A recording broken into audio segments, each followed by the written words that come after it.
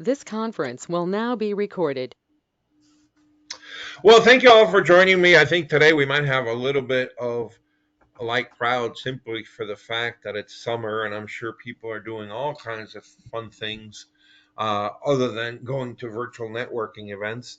Um, but the good news is we're all here. As I always say, this meeting will have three parts. The first part, we will all take a couple of minutes to introduce yourselves, say what we do, where we are geographically, what a good referral or a good potential client will be. The second part of the meeting is basically some of those introductions will trigger some questions or some follow-ups, or somebody will want a little bit more detail. And again, today, again, even though it's a small group, we're lucky we have the situation we typically have, which is people that have been here a bunch of times and some new folks. So we'll get some interaction that way. And then after that, oh, I see one more person joining us as we speak. After that, we will open it up for general business conversation. The stock market is tanking today. People are once again a little bit fearful of the economy and inflation and a potential recession. So we can talk about that. We can talk about any other business related topics. And hopefully we can end the meeting at some point between 45 to 55 minutes after the hour. We do have, by the way, and I'm not going to say more than this, but you guys will get the absolute sneak preview.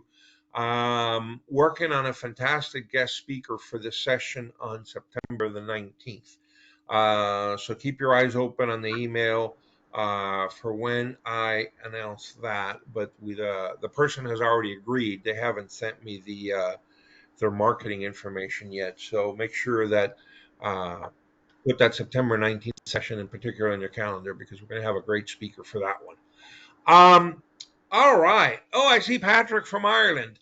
And I see he's struggling. But if you guys read my last email, by the way, Sam Bennett from Ireland won the second stage of the Vuelta a España. So that's a really cool thing. And I know Patrick rides his bike out there in Ireland. So hopefully he had a couple of Guinness to celebrate, and maybe not necessarily at the same time he was bike riding. All right, here we go. Since I'm old school, we're going to do ladies first, and especially Rhoda, because I know she's been through this a bunch of times. So, Rhoda, can you please take a minute or two to introduce yourself to the rest of the group? Hi, everybody. I'm Rhoda Israelov. I'm here in Indianapolis, Indiana, and my team and I, for the past 14 years, have been writing what you've been reading when you go on our clients' websites.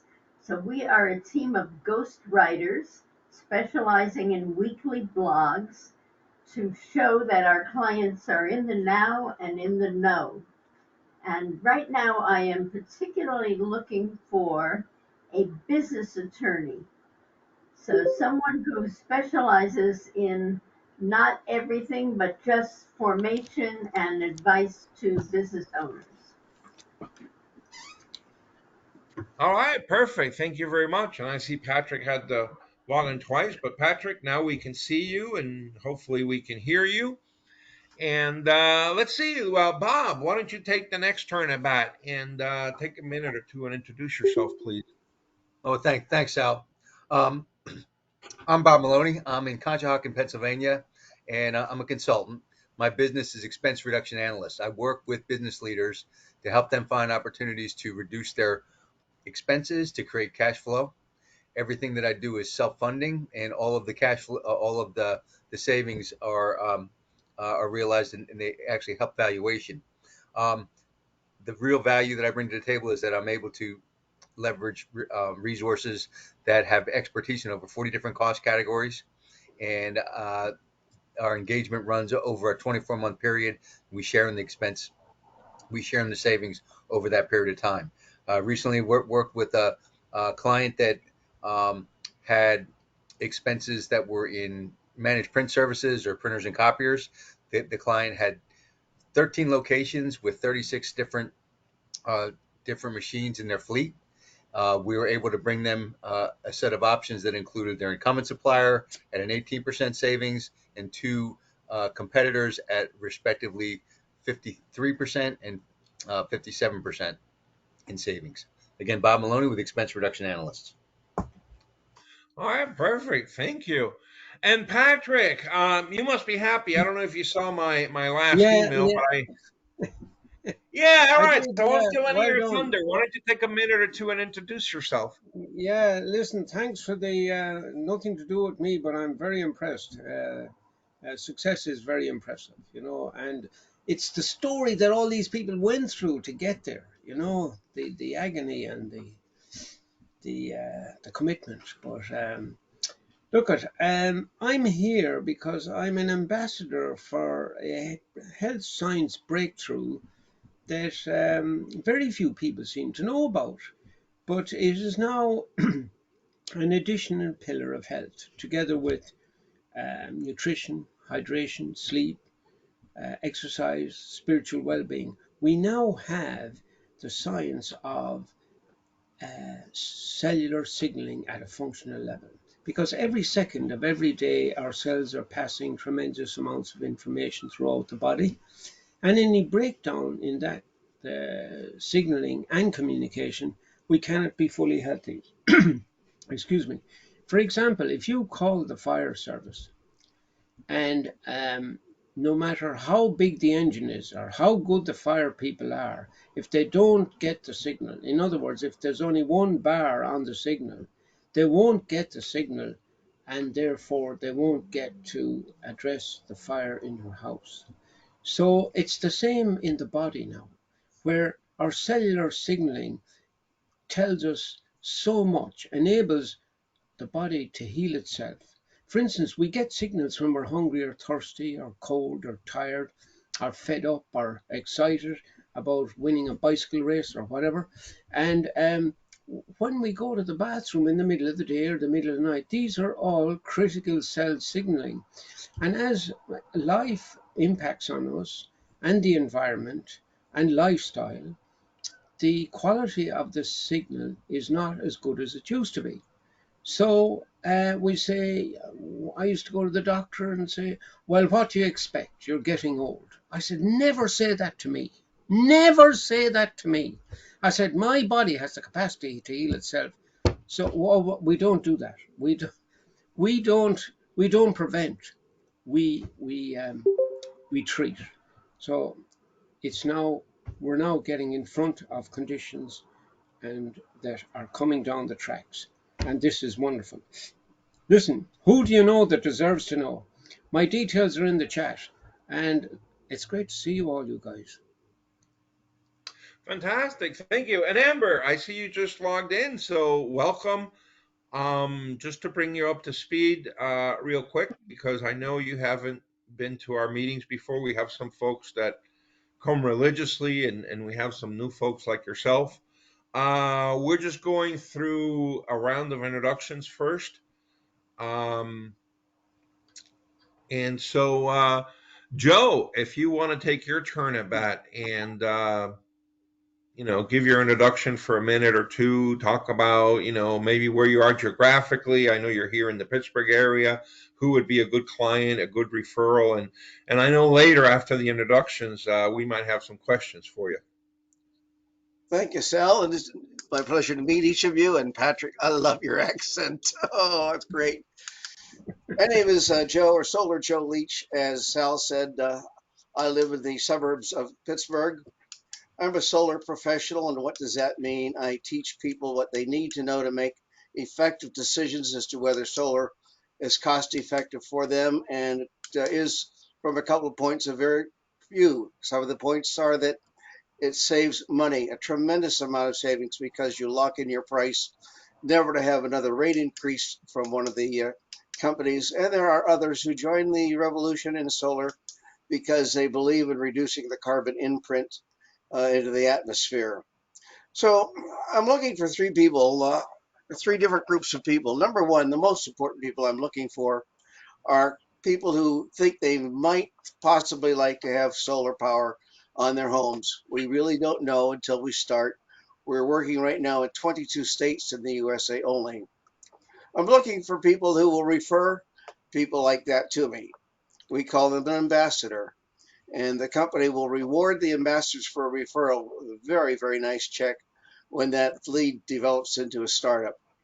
And as one of the only 4 people in this area, starting in this area particularly, but nationwide, I am looking for people who would like a career in this renewable energy field with a lot of perks and benefits, even health benefits. So 3 people.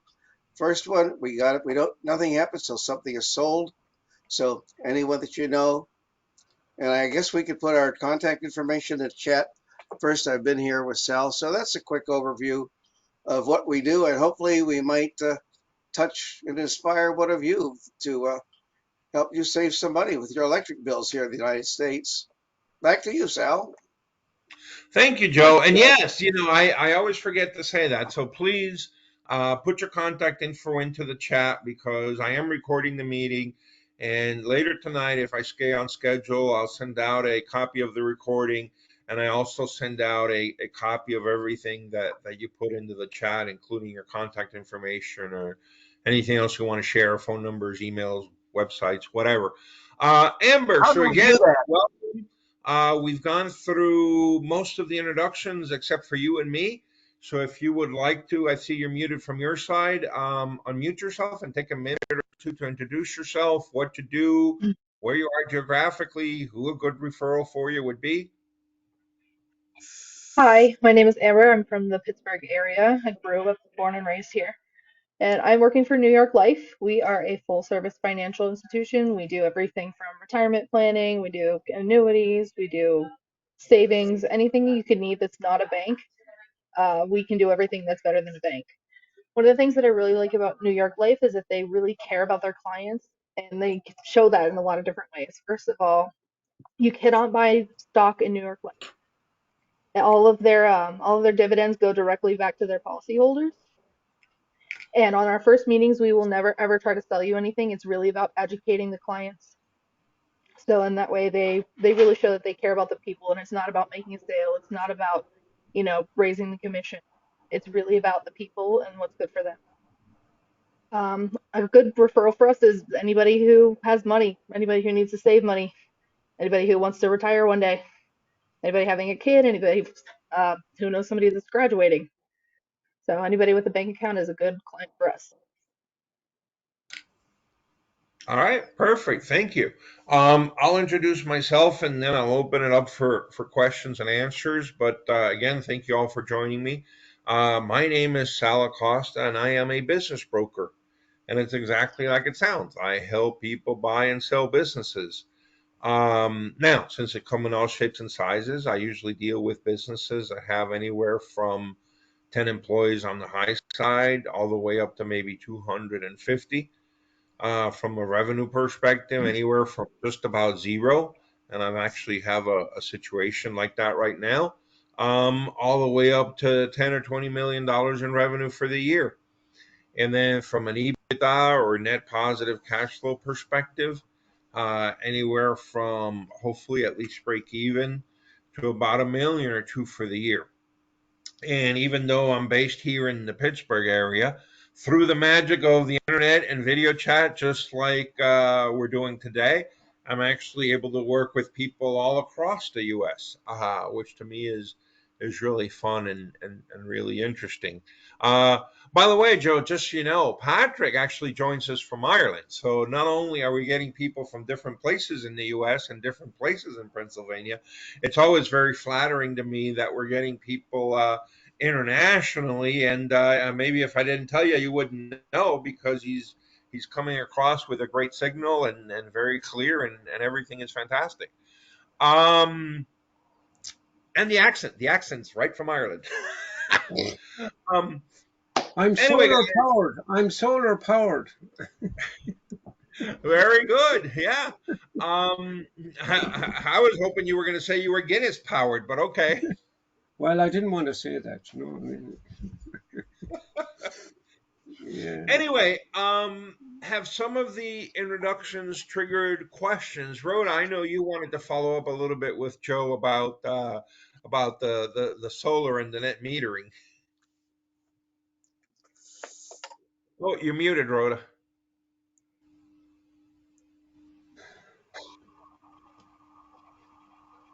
Just a little update about what's happening in the different states about um, solar.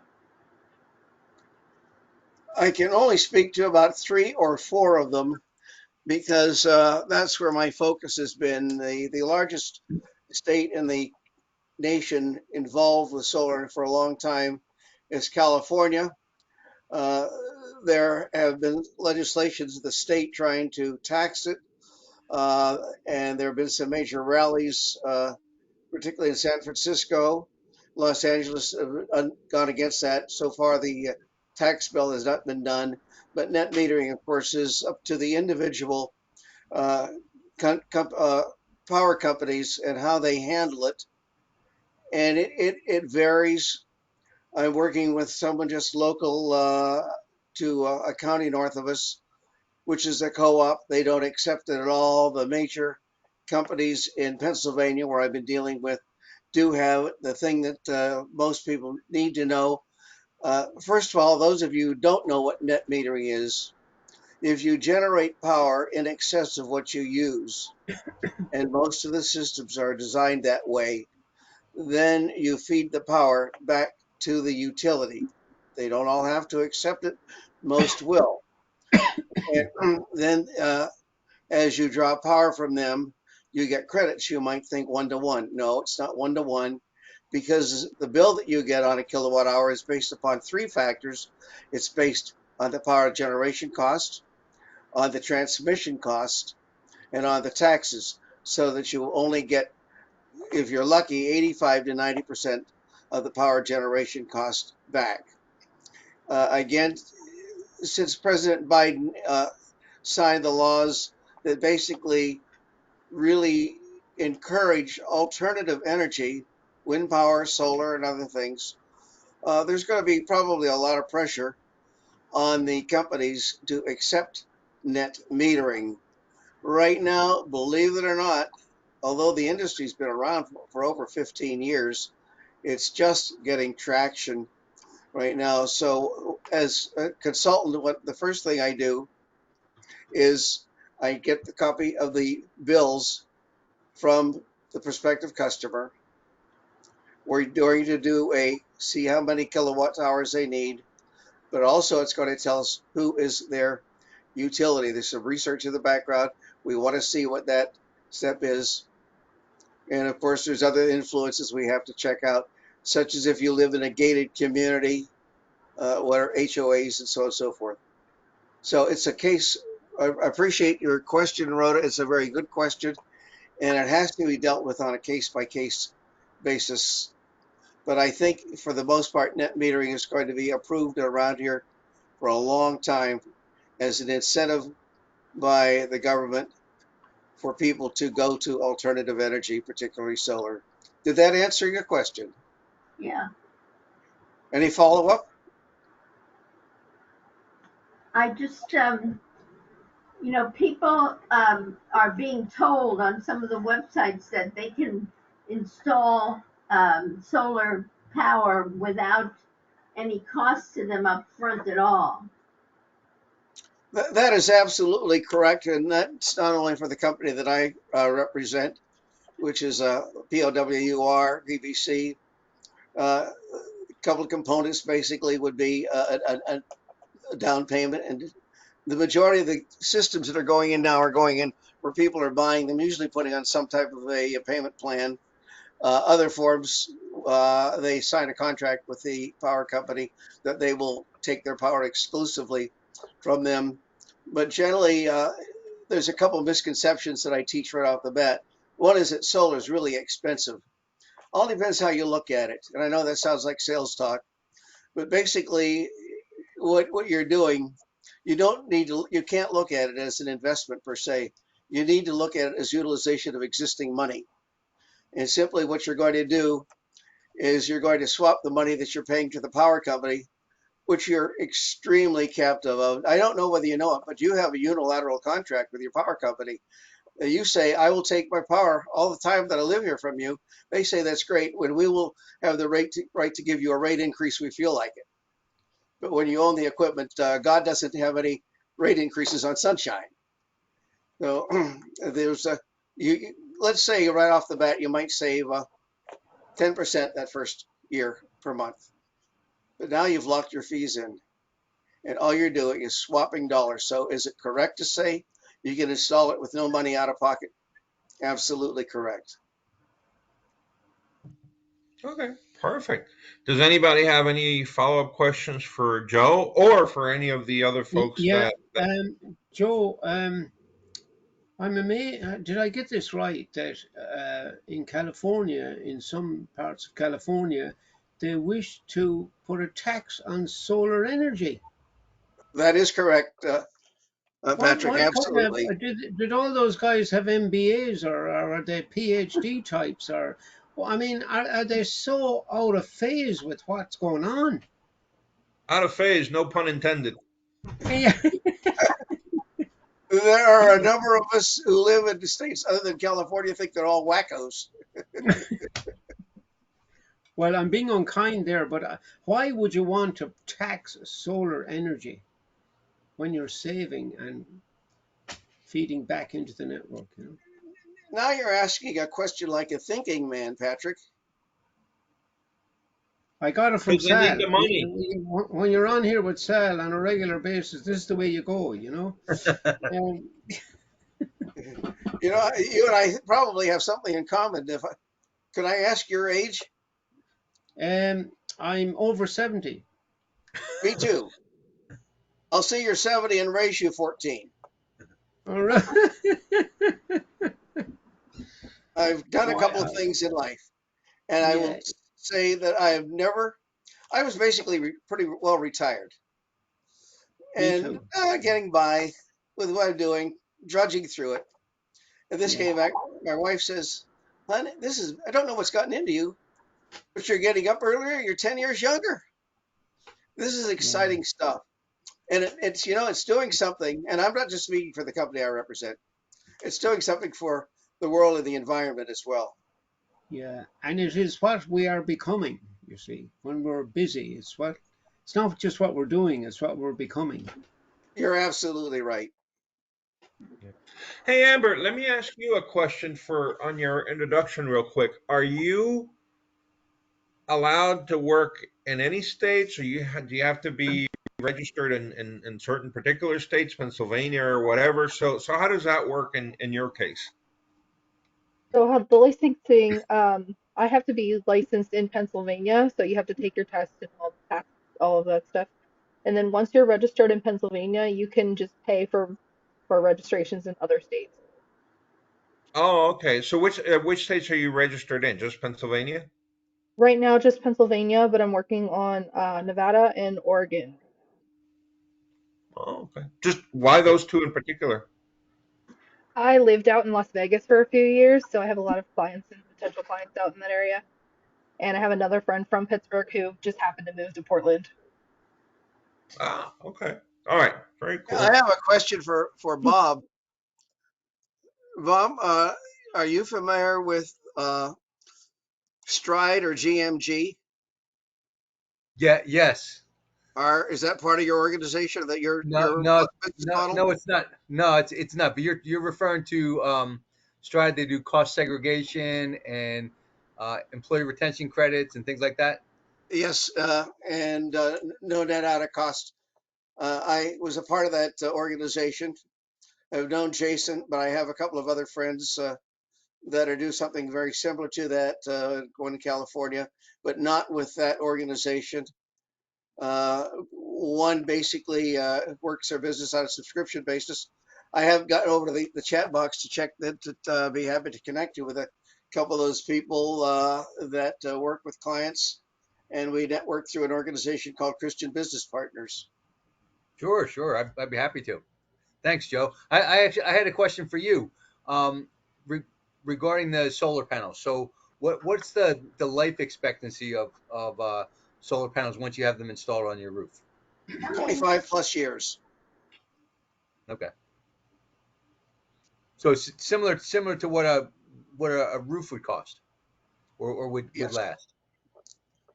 If I could have maybe just a couple seconds, Sal, I'll just give 5 quick points of the system education. Sure.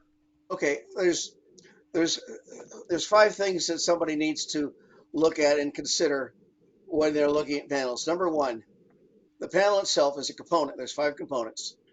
Second component is the inverter. The panel makes direct current. The inverter is the second part. It transfers that to alternating current. Net metering is the third part. Number 4 and 5 people don't think about as much as a system, but you really need to. One is the warranty. Is it on individual components? Is it all wrap around? How long is it? That sort of thing is very important. And the other thing, because of a 25-year life, who will finance it, and so on and so forth. And can you advance so that the financing package that whoever's providing it to you, these are all things that are part of the system that you need to look at. And the way people buy solar, essentially 3 markets. We say there's Chuck and a truck.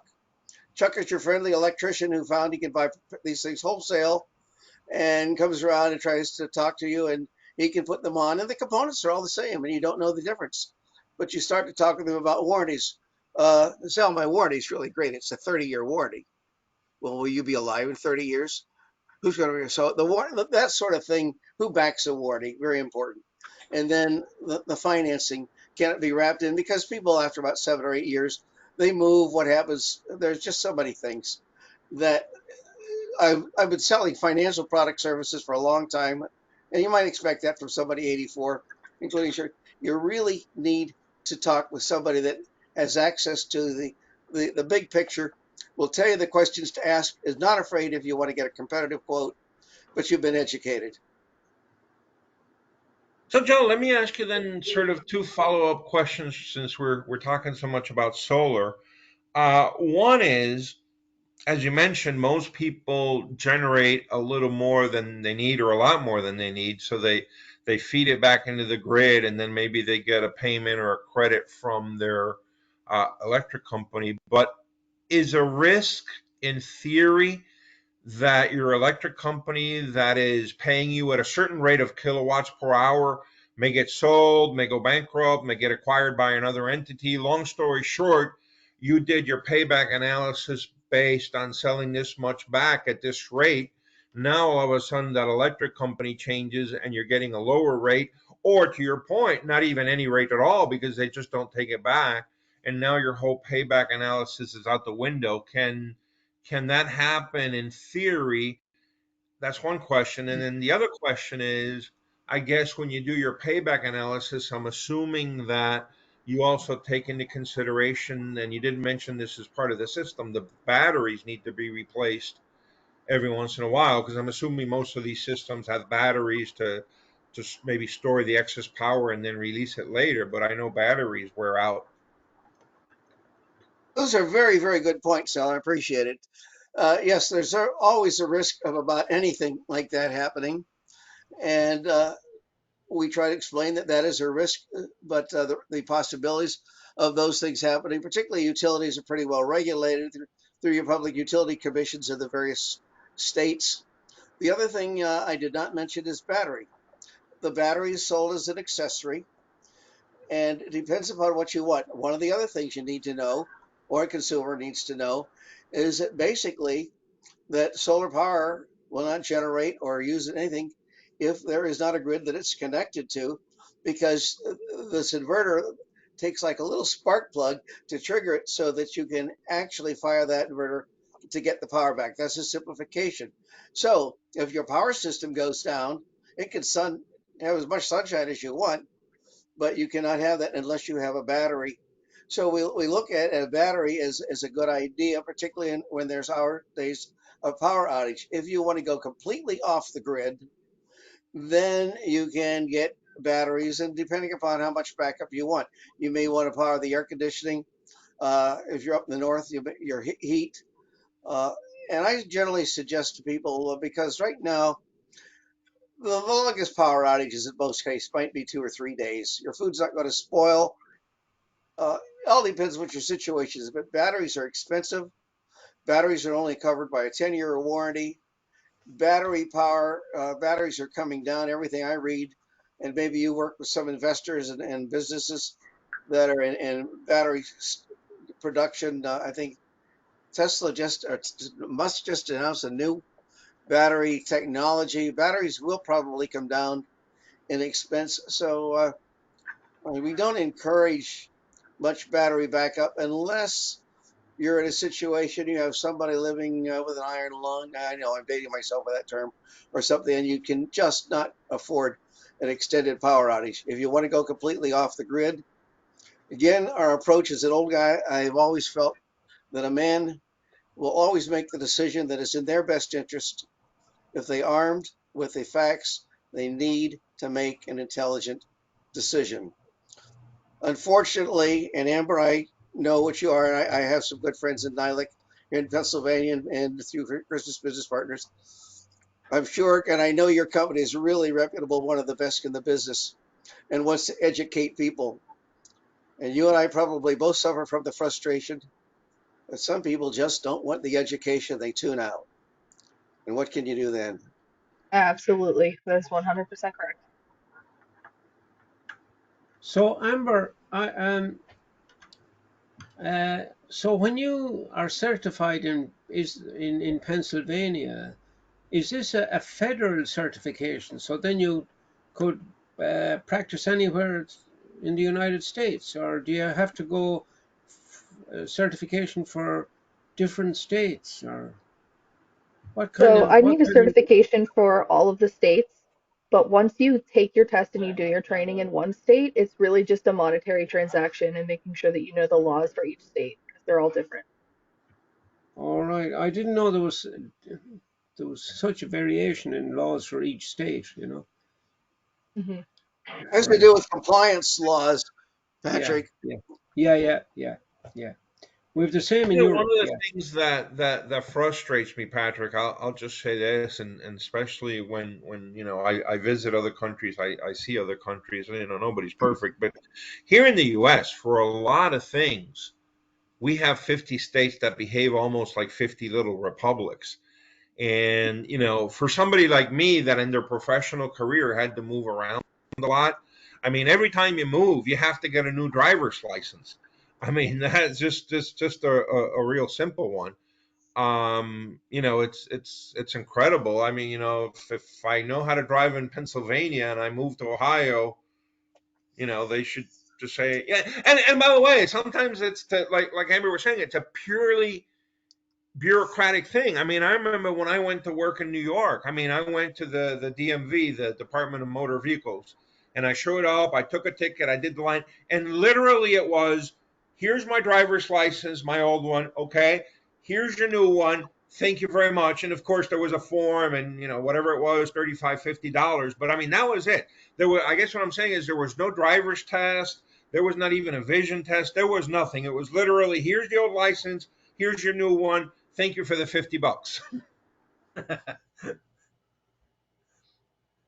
Wow. Well, just briefly, in Europe, what happens is representatives from each member state get together and they express a need to introduce a regulation. Now, the regulation is agreed on the basis that this is the minimum that must be achieved. Now, each member state could say, well, in our case, we want to make this more onerous.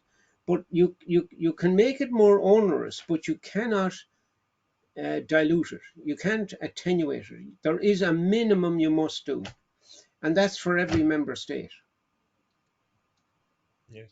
Oh, So and I'll it's tell you one more thing. And of course, this was years and years and years ago. And I'm hoping individuals have gotten smarter about this with all the terrorists and all the bad stuff that's going around. But one day, so in New York, the actual license plate is owned by the state. So I think if you leave the state, you're supposed to like give them back their license plate or something. I don't even remember how that works. But what I do remember very clearly is I went to the DMV before they opened, and literally just there on the side of the building, there was all these license plates of people that I guess they went there.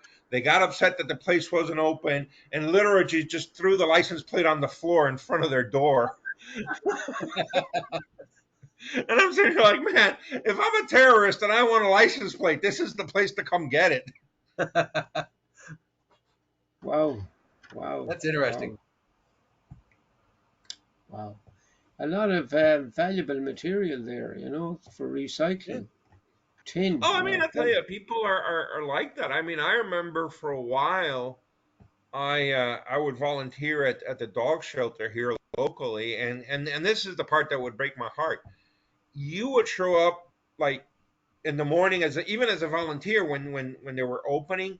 There were people there that had and I think on purpose gone in even before the place opened and basically tied the dog to the chain link fence and took off. And so every day you'd go there to the shelter and there would be dogs tied up to the fence because they didn't even want to own up to take the time and own up to the fact of, okay, listen, I can't have this dog anymore. I mean, this was back when we were having that other recession back in '07, '08. They didn't even want to deal with it, so they just left the dog tied there and took off. Wow. Anyway, well, any more questions from anybody to anybody based on the introductions? So just a quick one for Joe. So your focus is solar, but the real focus is the life cost of purchasing it. I'm sorry, I don't understand the question. The life cost. So I'm buying solar from Joe, and I want to know the life cost of buying solar panels, batteries, inverters, um, and as you quite rightly says there, who backs the warranty, So these are seem to be serious questions. And again, there's some very serious ways to answer that question, depending upon how you define cost. We could say you're trading a cost. You have no cost unless you decide not to go with electricity, in which what would be your alternative cost? If you're looking for the net cost of what the equipment costs, again, I know I'm going to sound like a salesman rather than a consultant, but how many square feet, how many kilowatt hours you're going to need in the house if you want a ballpark.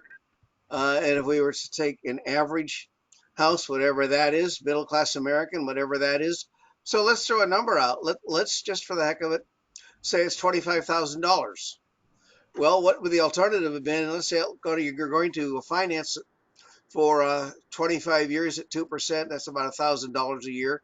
What would your electricity have? And they're really, really good questions.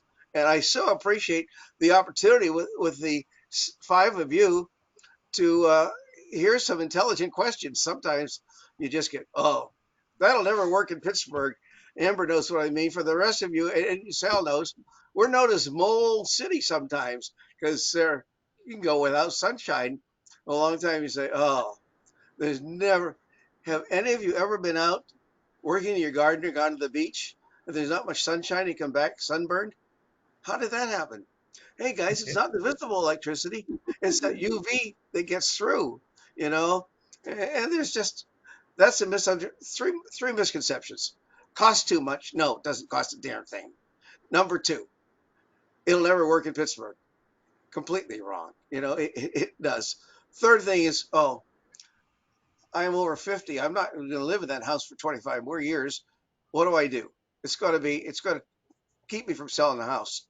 Ask any of you who are in real estate. The five most desired and wanted things in a house today: upgraded kitchen. Number five, solar power. Am I pumped about this for an 84? I'd be pumped at this at a young 64-year-old. Well done. Excellent. Well, listen, guys, we're coming here almost to the 45-minute mark, and I want to get everybody out of here between 45 and 55 minutes after the hour. So I'm just going to throw out one very last quick topic. for anybody that wants to talk for a minute or two about this, because we're all small business owners in our own right. And we also interface with a lot of individuals and small business owners. How many people think that we're going to have a recession either towards the end of this year or at some point next year? Because I keep hearing rumblings and I keep hearing contradictory information. Who thinks we're going to have a recession either again at the end, between now and the end of this year or next year? Raise your hand and just take a stab at answering. Anybody that wants to volunteer. I'll take Bob, a go ahead. I'll take a stab at the answer. To me, uh, the way that the economy is behaving right now, it's not it's probably not going to lead to a recession in the traditional sense of the word. That doesn't mean we're not going to feel the pains of inflation. And but as far as the stock market's concerned, I think the stock market is going to weather the storm. That's just my impression because employment is not an issue. Um, Companies continue to produce record earnings, particularly in the uh, shipping and freight areas, and a lot of places where potentially they're taking advantage of the opportunity, and they're able to deliver profits despite conditions. Just my opinion. Amber, I see you nodding your head. Do you agree, disagree? Do you have a sort of a professional opinion on this? You're in the financial field. Well, we have a lot of different employees, and every single employee is going to have a different answer. But one of my leaders was mentioning there's a certain statistic, I can't remember what the name of it is, that is a projection of how the market is going to be, and supposedly that projection is actually pretty good. We don't look like we're in any danger. Okay. All right. Well, tell you what, Joe, you get the last word. Again, recession, that's a word with an emotional connotation. To receive goes backward. We've been way hot on things and inflated. So, yes, we're going to pull back. And do we call that recession? Uh, I think we will have. I think we need to have that adjustment. We're going to certainly the Fed is raising the interest rates, going to slow things down. Slow things means we're going to recede from that. Again, we got to be careful what we think when we say a word. What does it mean? And we have to think of how do we define it? I don't know how you define it, so I would have asked you, Sal, how are you defining recession before we answer that intelligently? Oh my God, you set me up for something that I love to say. Thank you, Joe. A recession is when your neighbor loses your job. A depression is when you lose your job. Those are my definitions. But that's very interesting what Joe said there. I'm very conscious of using the word recession or anxiety or certain words because then we hear them more and more and more, and then they become part of our conscious and subconscious, and then our belief system is linked to that, but it doesn't mean it's true Yeah. Well, because by the way, on a everybody's more different. serious note, there is a definition which I don't think is the official definition, but it's the one that everybody sort of uses colloquially is 2 quarters back to back of negative GDP growth, which we're basically there. Um, so you can go with that too, but I unfortunately there's more to it than that. Let me just say that. A question just not exactly along those lines. I was going to PM you and ask you. I'll just ask you in general. Will we have each other's contact information so we can do individual follow-ups? And if not, I would like to hear from each of you so I can follow up some individually. Yes, please. That reminds me before we log out, and we'll log out here in a second. Please put your contact information in the chat. I see a lot of you have been doing that. Let me take a quick look here. But yeah, share whatever you would like to share, your email, your phone numbers, websites, whatever, because later tonight, when I send out a copy of the recording, I will also email out whatever you put in the chat. Conversely, if there's something you don't want me to share, don't put it in the chat. Um, so I'll give everybody one last minute to do that. While I close out, I want to say thank you all for joining me today. Like always, it's been an excellent discussion. September 19th, I'm not going to reveal anything yet, but be aware we're having a fantastic guest speaker for the session on September the 19th. Um, and that's pretty much it. We will have another meeting in exactly 2 weeks. So every other Monday at 2 p.m. we do these meetings. So thank you for joining me, and hopefully I can see all of you in exactly 2 weeks. Thank you, Thanks, Sal. You're everyone. wonderful. Thank you. Thank you, everybody. Thank you. And Thank thank you, you. Amber and Joe, for joining us today. Yeah, Thank you so much. I'm going solar. No question about it.